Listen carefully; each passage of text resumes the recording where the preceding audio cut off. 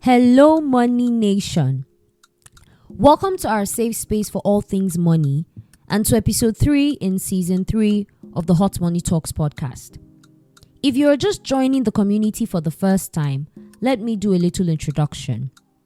My name is Christine Ishampepe, the Money Mechanic, and I help you fix your finances.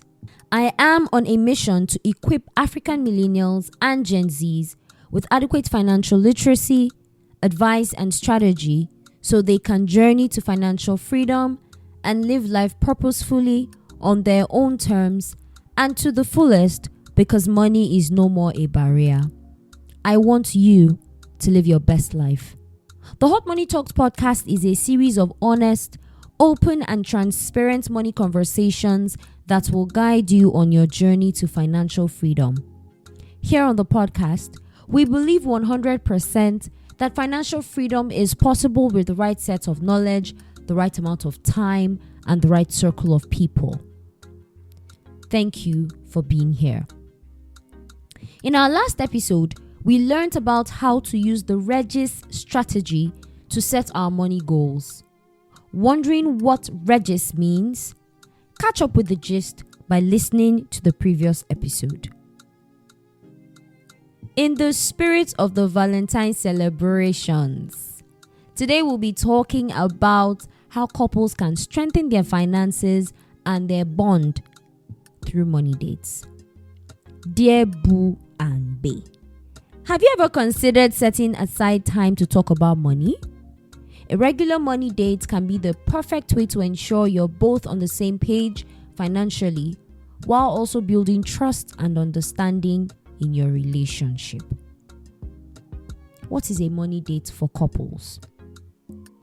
A money date is a relaxed, intentional meeting where you and your partner, your spouse, your boo, your bae, your lover discuss your financial situation, your goals, and your plans. Now, rather than approaching it as a budgeting session, which is often stressful, treat it as a chance to align your dreams and work towards them together. Why should couples have money dates? Now, I know that talking about finances can be so uncomfortable, but regular money dates offer several benefits. The first benefit is improved communication. When couples make time to talk about money, you'll see that both of you would get comfortable discussing about finances openly. The second benefit is shared goals. So with money dates, you both become aligned on your shared dreams and you work together to achieve them. A third benefit is it reduces money-related stress. So being in sync financially helps avoid unexpected surprises, which often lead to stress, right? And a fourth benefit is it strengthens your bond. So when you see your money dates as a chance to build something together, you will notice that your relationship will be stronger. So, what should couples do on a money date? So here's a brief guide to help you make the most of your money dates. First things first, set the mood. Find a quiet, comfortable space where both of you won't be interrupted. Okay? Make it enjoyable. You could consider having a favorite snack or drink present. Okay? And just keep the vibe relaxed. Okay? You're not in court. You're not being audited. EFCC is not after you. Okay? You're just sitting down to talk about money with the person that you love. All right? Secondly, review your finances together. So you can start by looking at where both of you stand financially. This could include checking your bank balances, going over your recent expenses, and discussing any debts. Knowing your financial situation keeps you both in the loop, and it also helps create a foundation for future planning. The third thing you can do during a money date with your spouse is to discuss your goals and your dreams. Now, money dates are perfect for sharing your short-term and long-term goals. Now, this could be anything from saving for a vacation, to buying a home, to even starting a family, or even planning for early retirement.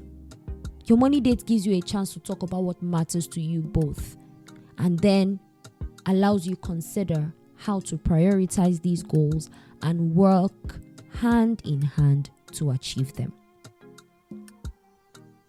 A fourth thing that you can do during a money date is to set a budget or a spending plan. So creating a spending plan as a couple, right, will help you align your goals and also help you to live comfortably without overspending. So you can divide responsibilities so that each person knows what to contribute towards joint expenses and how much is also available for individual interests. So an addition to this could be that if you both do not want to have a joint account, right, you can decide to have separate bank accounts, but then open one account where you both contribute to living expenses or to shared expenses. Okay, that is what I usually would advise, right? And so you can now use this period of time during your money date to now set a budget or a spending plan based on your shared responsibilities. All right. A fifth thing to do on your money date is to plan for emergencies. So talk with your partner about setting up or topping off an emergency fund to cover unexpected expenses. Having a backup plan will bring peace of mind for both of you. We all know that emergencies are a part of life. And I always say this, nobody is wishing you bad, but we have to be realistic. This is life, and life is full of emergencies. So as a couple, you need to be able to prepare for these emergencies, okay? Finally, celebrate your progress together. Take a moment as a couple to celebrate any financial wins, whether big or small. It could be that you've paid off a debt, or one of you has hit a savings goal. These wins are worth acknowledging and celebrating. So you can decide to just pop a bottle, you know? Okay, so here are a few tips for a successful money date. Number 1, stay positive, okay? Use encouraging language, even when you are discussing challenging topics, okay? This is not a time to point fingers at each other and accuse each other and gaslight each other or emotionally blackmail each other. No.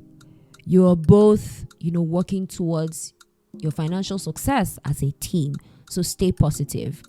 Secondly, be honest and patient. Talking about money can make you feel very vulnerable.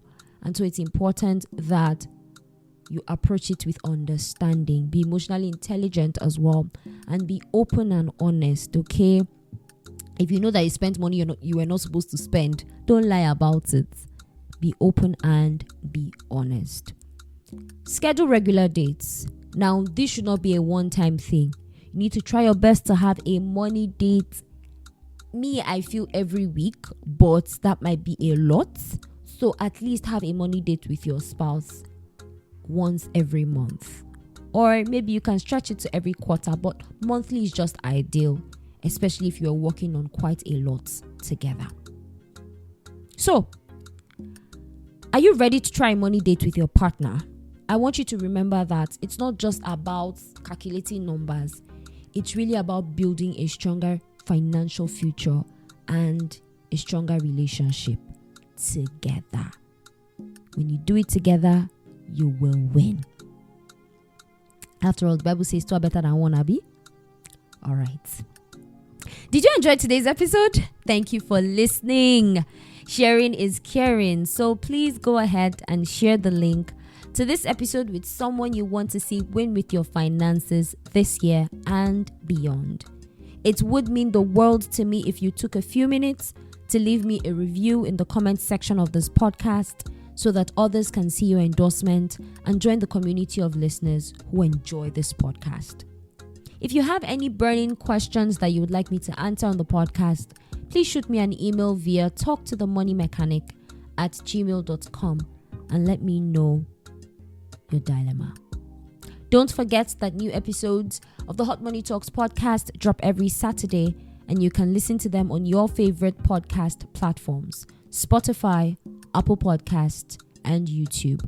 Subscribe and follow the show on either of these platforms so that you are notified whenever an episode is released. Recommendations are powerful, so please tell your friends and your family about this podcast so we can go on this journey together.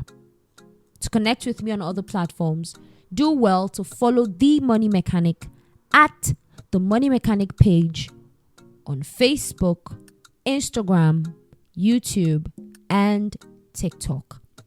I hope most importantly that you will take action on your finances today, sending you love, light, and a sprinkle of money in between.